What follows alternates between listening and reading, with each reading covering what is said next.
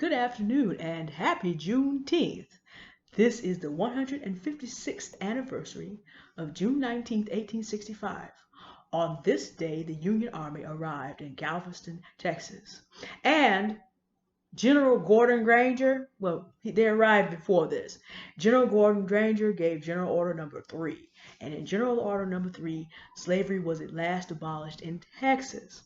This is important because although the Emancipation Proclamation had freed slaves in all Confederate states on January 1st, 1863, it actually took the Union Army showing up to enforce it, to make it happen. And since Texas was the furthest west of the Confederate states, it just took a couple months longer for the word to get there and for the Union Army to have sufficient numbers to make sure that slavery ended. That happened on June 19th, 1865.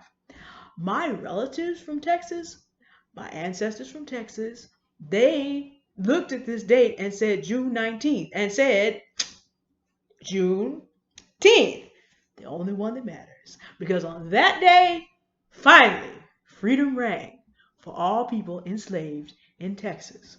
And that is why we celebrate this holiday. Now, I was going to do a different kind of presentation because this is singing the unsung, and Juneteenth was overlooked by the nation as a whole.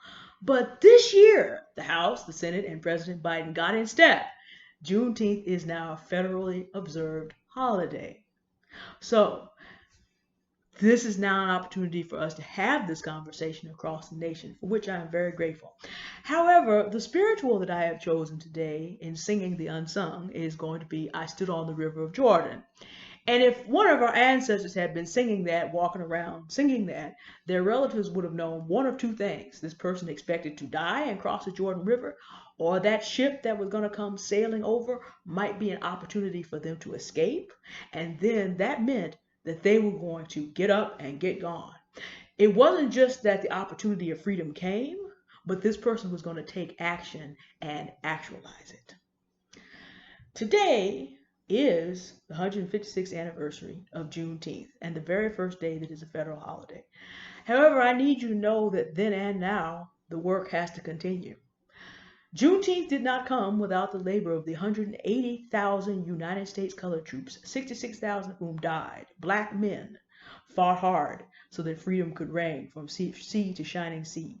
An uncounted number of black women served as nurses since white women would not serve black soldiers. And those same black women also served as nurses to white soldiers at need. Uncounted number.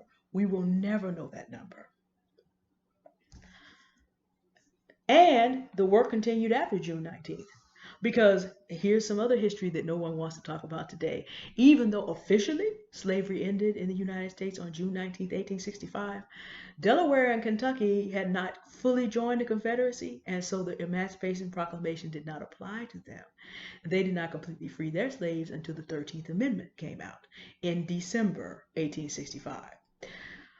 The Native American nations that had sided with the Confederacy, the Choctaw in particular, did not free their slaves until 1866, a little bit after the passing of the 13th Amendment in December 1865. There are still slave owners that the federal government had to hire bounty hunters to go rescue child slaves as late as 1867, since there were some masters who had very young slaves left, and of course they couldn't read and couldn't get the news, so they had to be freed after that. The South would then institute Jim Crow in 1877 and drag as many black people as possible back to as close to slavery as possible from 1877 to approximately 1965. The mop-up continues. The mop-up continues to this day because the 13th Amendment says that slavery is abolished in all United States territories, except in the case of felony imprisonment. There are black men working today at basically slavery wages, making everything from household furniture to military equipment to school desks to this day for about 90 cents to $4 a day. The amount of some fat back and maybe some old corn to make cornbread. Same type of things. In confinement. The mop-up continues. And how serious is this mop-up?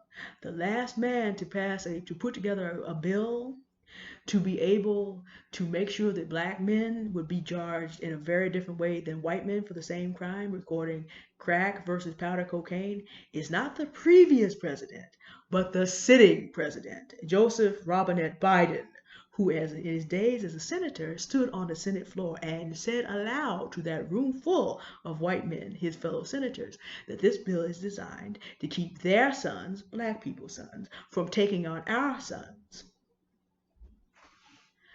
That's the same thing a whole white regiment of the Union Army told Abraham Lincoln. They quit because they didn't want black men coming up and taking their jobs. From 1863 to 1994, the mop-up continues. But the good thing is that means there's still room on the ship of freedom for you to get on board and make sure you do the work to protect, defend, and expand freedom for yourself and your community. President Joe Biden has changed in 27 years since he got on the Senate floor and said that. And we can encourage him to continue to do that. Some of our work has to do to encourage him to get that Civil Rights Bill H.R. 1 passed to protect our voting rights. There's still work to do with him. He needs a reminder to remind his fellow Democrats. So there's that part. There's work to do in your community. So as the ship of freedom sails by on this 156th anniversary and first federally recognized holiday of Juneteenth, don't miss the ship. Get on the ship of opportunity to protect, defend, and expand our freedoms on this Juneteenth. Don't forget, there's work for you to do. I stood on the river of Jordan just to see that ship come sailing over. Stood on the river of Jordan just to see that ship sail by. Oh, mother, don't you weep when you see that ship come sailing over. Oh, mother, don't you weep when you see that ship sail by. I stood on the river of Jordan just to see that ship come sailing over. Stood on the river of Jordan just to see that ship sail by. Oh, mother, don't you weep when you see that ship come sailing over. Oh, mother, don't you weep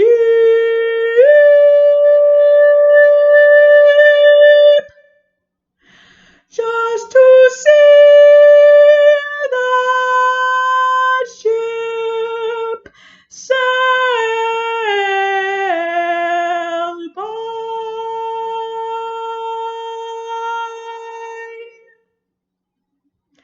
Happy Juneteenth.